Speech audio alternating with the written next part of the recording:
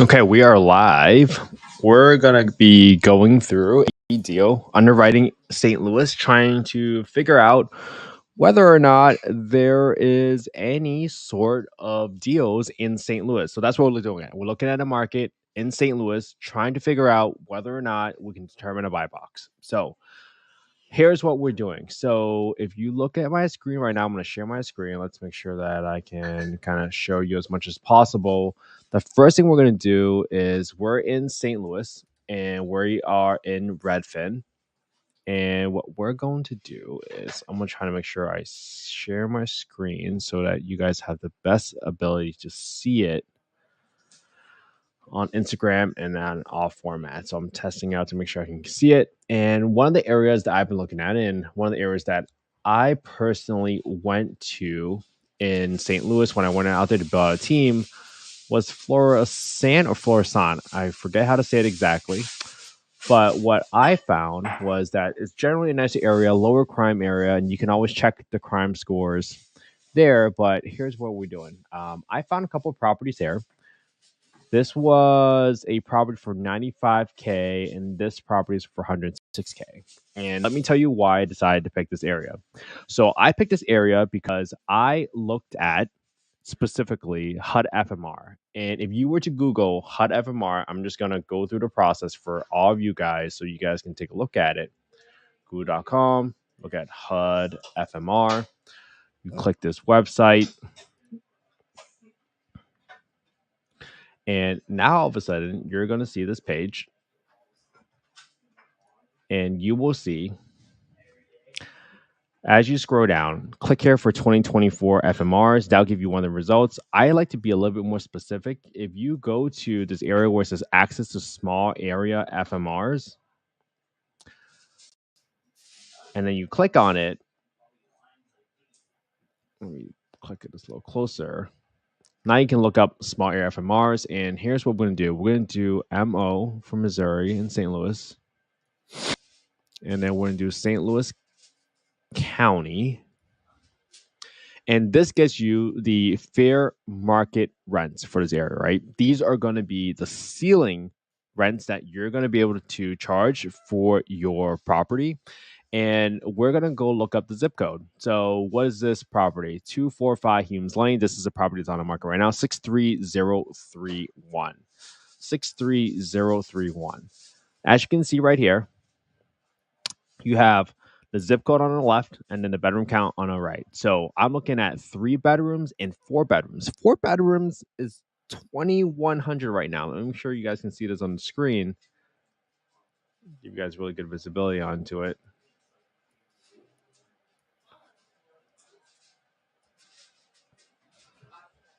But $2,100 is what we see on the screen for a 4-bedroom property. Okay, so that gives me the ceiling. The next thing you want to do is go to the market rents, and you can go to affordablehousing.com, go to the owner section, click on the market rent estimator, and type in your address. After you type in the address, you type in the bedroom count, you click estimate. I typically like to be a little bit more conservative with my underwriting, but this gives me pretty good confidence. This tells me right now that the rents are $1,783, $1,783, just in case you guys can't see it on the screen. So what this is saying is the market rents for a 4-bedroom property is $1,783, but the ceiling is $2,100. So now I understand exactly what my bottom range looks like for underwriting this deal using $1,783 as my rental assumption compared to $2,100, which is the ceiling right here that I've seen. Now, might I put in a tenant and request $2,100 right away? Yeah, probably. But I might expect that the housing authority to say, no, you're not reasonable, right? There is a rent reasonable test that gets qualified here. So when that happens, you might not be able to charge more than $1,783 because that's what the market rent currently is.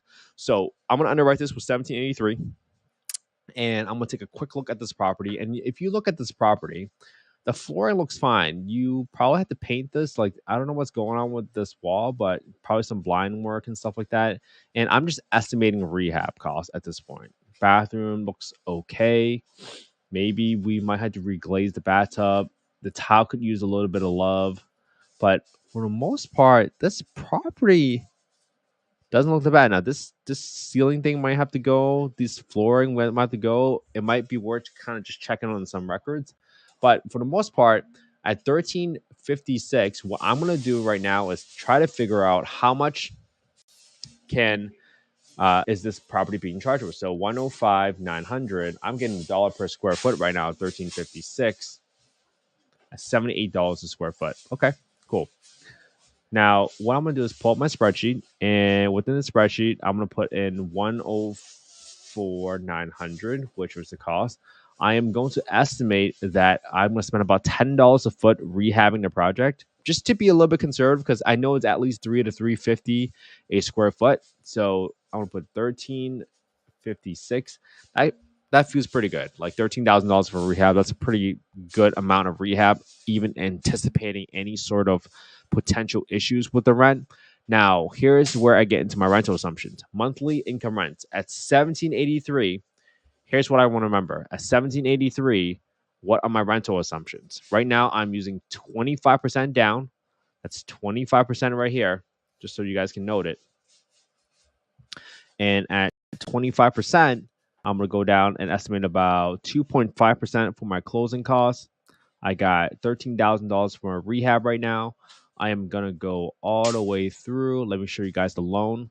Right now, I'm estimating a 7.5% interest rate on the loan for this property, on the rest of the value for this property. So what I'm going to do now is go down and look at, boom, property taxes. What are my property taxes? For now, I'm just going to get it straight from the Redfin. I'm showing you guys how to spot a deal because this is really important. How do you know whether or not you want to buy a deal if you don't recognize or know what constitutes as a deal? So I'm putting $201 here.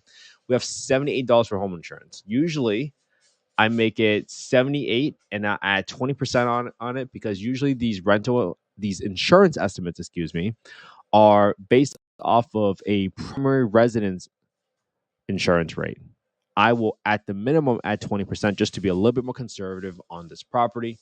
Now, as I go down here, I got a war chest, which means I'm setting aside 10% of my rent every single month because I know eventually something breaks, either the roof, either the water heater, something needs to get repaired. So right now, I got 10% of my rent are going to be set aside for rent every single month. Okay.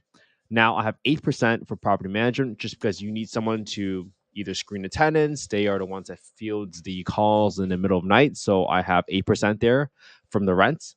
And I got my vacancy at 4%, which assumes that someone might move out every 2 to 3 years. Now, granted, if it's a nicer home, you would expect that vacancy to be lower, but just to be conservative, I'm using 4% right now, just for my estimates. Now, something I do personally is I keep track of all the zip codes and what the FMR is for a 3 and 4 bedroom. Just because if this was a 3 bedroom property, I might be able to look at, well, what if I convert the garage or extra sunroom into an additional bedroom? Because that's how you can creatively get more rents in your market. So right now, looks like the rent is 1810 and 2100. So I'm gonna put 1810, 2100, and this is for 3031. Boom, boom. This is not a 4 bed, and I want to keep and know what my numbers are. So I don't care about a 3 bedroom. I got the numbers from affordablehousing.com, 1954. Now I'm doing this not because I like bringing you guys through the process, but sometimes everyone just talks about like, oh, you gotta look at the numbers. I'm actually showing you tactically how do I look at a deal and decide whether or not this is a deal. So at 1783, I updated all my numbers. This right now, if I bought this property, assuming a 25% down payment, and I get 1783, which I feel pretty good about right now, this is a 14.46% return. Great. 14.46 return. Let me just write that down. So scenario, I'm going to write this out just so you guys can see. So the scenario is gross rent cash flow / month, and a cash on cash return percentage. I'm going to write this out. So a gross rent, 1783. This is 14.46 return, 14.5% cash and cash. And then my cash flow per month right now is $511. That kind of meets my criteria. My number right now is I want to figure out how much rent I charge, how much do I cash flow a month. Usually some people might have like at least $400 to $500 cash flow a month for it to be worth your time.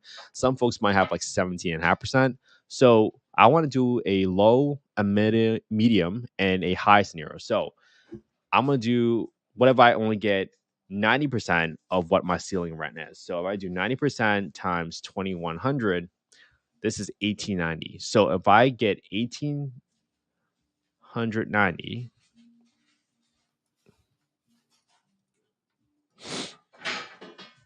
this is going to be 594. 595. It's called 595 to round up. And now my cash on cash return is 16.8. 16.8. If I get my best case scenario, which is the ceiling, and that's going to be 2,100, that is now 21.46 return. 2,100.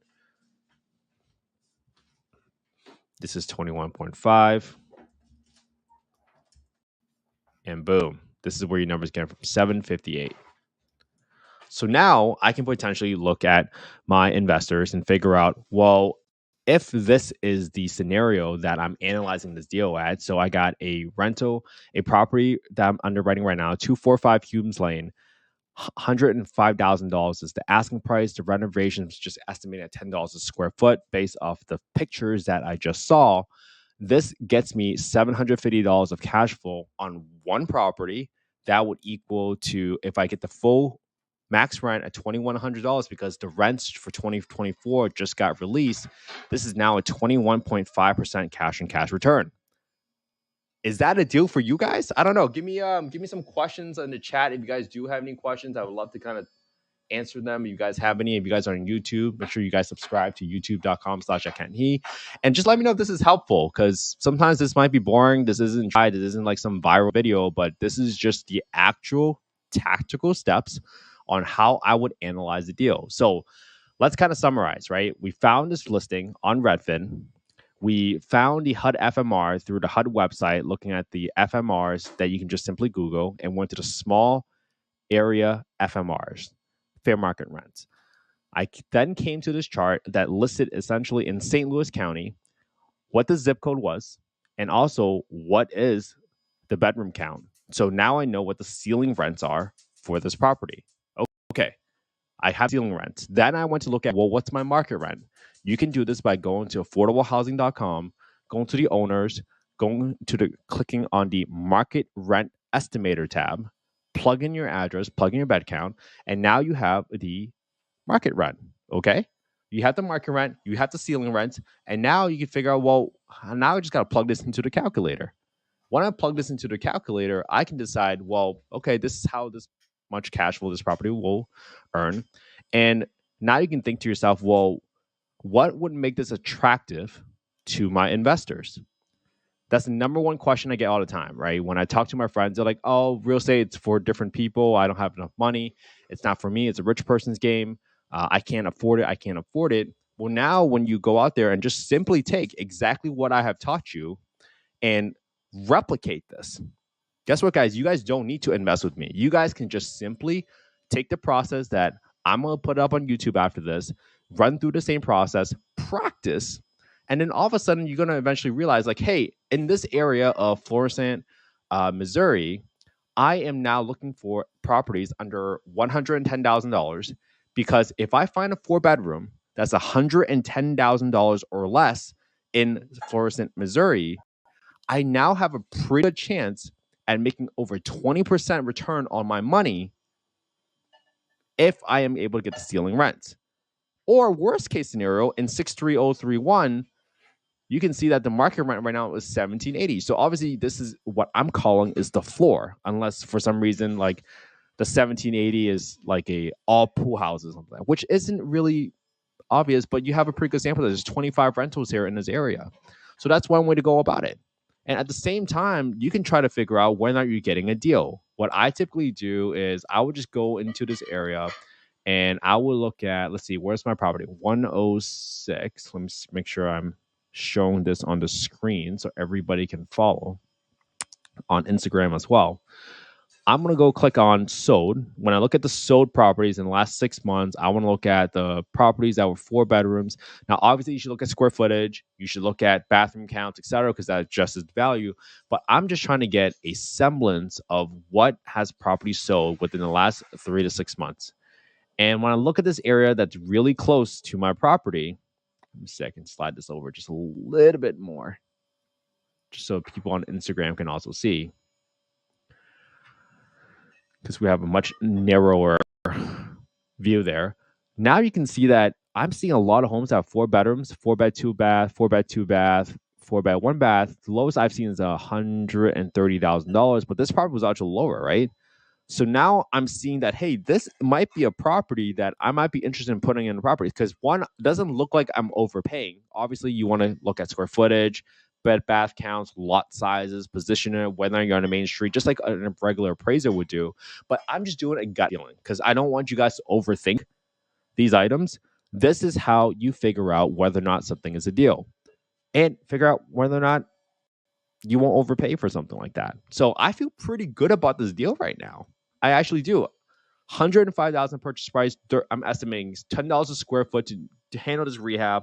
Now, obviously, you put in an offer, you should always have a contingency on the inspection or a contingency on appraisal, so that you know that you can always back out if for some reason the deal doesn't turn out the way you thought it was, either due to the number of rehab that you find during the inspection, or you never know what you don't know. So I went in, I put in property taxes from Redfin, insurance at $93. I got 10% for my maintenance every single month that I'm setting aside. So even if I'm getting $2,100 a month, I'm setting aside $210 every single month, putting in a bank account, right? Because it's not mine. I know that eventually I will have to take money out of that bank account to replace the water heater, to replace the HVAC, sewer repairs, plumbing repairs. Like something will always come up, like the toilets or something like that. But this seems like a pretty good deal. I'm not sure if you guys, what your guys' criteria is, but a 21% return cash on cash is pretty good. And even if I take 90% of the maximum rents, just to be a little conservative as my mid case scenario, at 1890, this is still 16.8%. And this would be an affordable housing rental. So what does that mean? An affordable housing rental means that the government is subsidizing the rent. Even though if I try to charge the maximum rent of $2,100, the tenant's portion is not $2,100 a month. The tenant's portion is dependent on their income, which means, let's take, for example, a household makes $1,000 a month. They will not be expected to pay more than a third of what they make. For most cities and counties, that's how the rules work. So they might not be paying more than $333 out of this $2,100 rent. So regardless, right? Regardless of whether this rent was $1,890 or $2,100, the tenant still pays $333. Now, do you guys understand why most tenants would love an affordable housing rental? Because they get to rent a $2,000 home while they only have to pay $300. So that's a benefit to the resident, and typically why you see vacancy expenses to be a little bit lower. Now, we have talked a lot about screening tenants, right? You can't just put a tenant in there. You have to put the right screening. You can take a look at my podcast with Mike Caggiano, with Dr. Joe Azamoah, with Ashley Hamilton. They have dumped so many gems on how to figure out what your tier 1 tenants look like and how to screen them and how to make sure you're not being gotten or lied to by checking on the past history. Just make sure you check out all the old podcasts on youtube.com/@Kent_HE, and make sure you guys subscribe. Let's see. We got some questions. This is cool. Great. After this, would you be helping me a sub to deal? Hey, Vader Life. Yeah, we can always help help you underwrite a sub two deal, because this calculator also works for a sub two loan. So shout out to Gary Sheffitz for sharing this calculator with me. But then I just made some edits to incorporate my own sort of rehab estimates as I kind of go through every single line item on, hey, how much would a roof repair patch cost? How much would the stucco siding cost? How much would painting cost at $3 a square foot? If this is the Airbnb, how much would it cost for me to put in turf? So I got a bunch of items here. You guys can always just DM me your email, and I will happily DM you back and send you and email you the calculators that I use to analyze my deals, because I just believe in just sharing it. And I hope you guys truly, truly contribute to the shortage of affordable housing rentals. Learn to analyze the deals. And I think if you learn to analyze the deals, you can learn how to spot a deal. That will open the doors so much for your real estate investing career, and ultimately it helps you build confidence. For me, I try to build, I try to analyze at least one deal a day so I get practice, right? When a year from now, I can look back and be like, okay, I have analyzed 365 deals so far. I think I know what I'm doing. Even if I have not never ever bought a property before, I can now say I know what I'm doing because I've said no to 365 deals, but I've recognized and understand within the range, like, hey, what's my purchase price? What does that look like? What does my renovation needs to look like? And if my renovation is under 15 grand for a property that's under 110 grand for a 4-bedroom property, or at least like 2 baths in those properties in a decent neighborhood, that's pretty good. So last thing I typically like to do is, like, I'd like to do a street view of the property. I try to look for any signs of boarded up homes.